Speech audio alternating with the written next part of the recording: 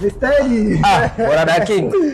Yaani nikasema huyu kijana mbona kama anachelewesha muda wa kula starehe. Yaani hauwezi kuamini, mimi mwenyewe nilikuwa nataka nikupigie simu nikufokee. Mbona tunachelewa kwenda kula bata? Alafu na leo kuna mechi.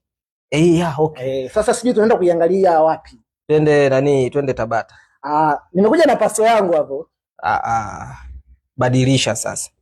Kwa sababu hako kapaso na ili jua la dana na ili joto. Katakuja kujiroki milango nikoswe rafiki. Katalipuka hako. Sio gari ya kwenda nao, tuende na ile Alfadi yangu, sawa? Tuende na Alfadi. Paso sio gari za kutembelea. Sasa mtu wa hivi wanja kabisa. Ila tuanzie Sinza. Ili tukitoka kule tunakuja kukiamsha pale Tabata. Bahati nzuri na wife umekuja, naomba nikuage, nitarudi kesho asubuhi. Kwa mashemeji. Sasa wife, naomba tukuache sasa. Baadaye. Samahani. Nini tena? Leo ni siku ya Jumapili. Jumatatu mpaka Jumamosi unaenda kazini. Leo ni siku ya familia. Jumapili ni siku ya kuongea na familia yako. Haya sawa, mimi umenizoea. Kuna mama yako amekuja. Huwezi kupata hata muda wa kuongea na mama yako mawili matatu?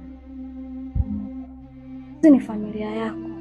Tunahitaji siku moja hata siku ya kuongea na wewe. Huu wasaa uliopata kwenda kutembea, nasikia viwanja. Kwani usipate wasaa kuongea na wazazi wako?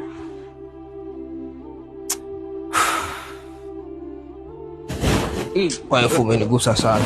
Lakini kakae na familia yako sasa. Wewe unaongea nao weekend. Joshua. Jitahidi wewe unapata muda wa kukaa na familia yako, kwa sababu siku mara nyingi sana kwenye hizi siku za kazi unakuwa kazini. Katika weekend familia inakumisi. Isiwe inakuona usiku kama mchawi. Poa. Wewe. Nitakaa na wewe na familia nzima mpaka mnichoke.